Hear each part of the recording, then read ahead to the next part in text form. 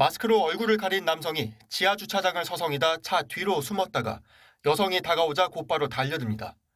피해자 시신을 차 뒷좌석에 숨긴 채 8시간 도주하다 붙잡힌 남성은 33살 김모 씨. 피해자는 헤어진 전 여자친구였습니다. 피해자한테 하고 싶은 말 있으세요? 정말 죄송합니다. 김 씨는 닷새 전 피해자가 결별을 통보하자 집을 찾아가 TV를 부수고 폭력을 휘둘렀습니다.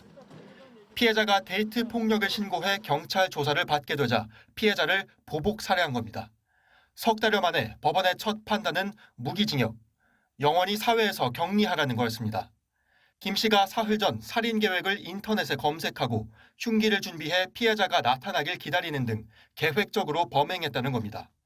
김 씨는 피해자를 병원에 데려가려 했다고 주장했지만 재판부는 차 뒷좌석 바닥에 피해자를 구겨 넣어 방치해 피해자가 극심한 고통 끝에 숨졌다고 질타했습니다. 김 씨는 지난 마지막 재판에서 검찰이 무기징역을 구형하자 죄를 지은 자신이 세금으로 먹고 자는 게 맞냐며 사형을 선고해달라고 요구했습니다. 하지만 법원은 생명을 박탈하는 사형은 극히 예외적인 형벌이라며 김 씨의 요청이 사형을 정당화할 수 없다며 받아들이지 않았습니다. MBC 뉴스 송국인입니다. 자, 그렇다면 조금 전에 전해드린 것처럼 무기징역이 선고된 김 씨는 정말 사회에서 영원히 격리가 되는 걸까? 그렇지 않습니다. 20년을 복역하면 가석방 대상이 되고 풀려날 가능성도 있습니다. 그래서 법무부가 강력 범죄자에 대해서 가석방 없는 종신형의 도입을 추진해왔고 엄벌을 요구하는 여론도 만만치 않은 상황인데요. 하지만 대법원이 신중해야 한다면서 제동을 걸고 나섰습니다. 왜 그런 건지 김상훈 기자가 전해드리겠습니다. 지난달 말 서울 신림동 흉기 난동 사건. 13일 만에 경기도 성남시 서현역에서 또 칼부림 사건이 이어졌습니다. 법무부는 바로 가석방 없는 종신형을 도입하겠다고 발표했습니다. 26년째 집행한 적 없는 사형 대신 20년을 복역해도 풀려날 수 없는 진짜 종신형을 만들겠다는 겁니다. 사회에서 정말 용납할 수 없는 어떤 괴물의 경우에는 영원히 격리하는 방법이 반드시 필요하다고. 그런데 대법원이 국회에 보낸 의견서에서 사실상 반대 입장을 밝혔습니다. 전적으로 국회가 결정할 일이라면서도 가석방 없는 종신형은 원래 유럽과 미국 각 주가 사형제를 없앤 뒤 대체 형벌로 고안한 제도라고 지적했습니다. 더구나 공동체와 연대를 영원히 끊는 건 위헌이라는 논란도 계속됐다고 설명했습니다. 유럽 인권재판소에서도 여러 차례에 걸쳐서 이 가석방 종신형이 위헌적이다라는 결정을 한 바 있습니다. 사형제가 있는데 그 못지않은 처벌을 또 도입하는 건 신중할 필요가 있다는 건데 최근 사형시설 점검을 주문하며 사형제와 가석방 없는 종신형을 병행하려 한 정부 방침에 제동을 건 셈입니다.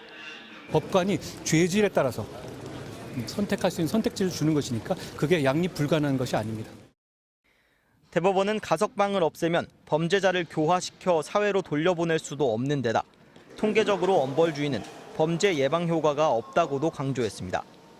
유럽 11개국은 살인이나 테러, 대량 학살 등 극히 일부 범죄자만 가석방을 금지한다며 검토가 필요하다고 대안을 제시했습니다.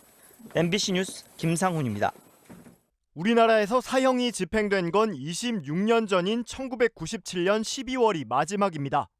전국 교정기관 가운데 서울구치소와 부산구치소, 대구교도소와 대전교도소에 사형 집행시설이 마련돼 있는데 한동훈 법무부 장관이 최근 이 4곳에 사형시설을 점검하라고 지시한 사실이 전해졌습니다.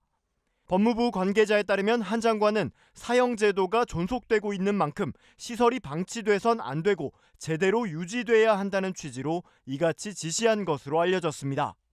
우리나라는 사형제도를 유지하면서도 장기간 집행하지 않아 실질적 사형 폐지국으로 분류되고 있습니다. 현재 사형이 확정됐지만 집행은 되지 않은 수감자는 유영철, 강호순 등 연쇄살인범들을 포함해 모두 59명입니다.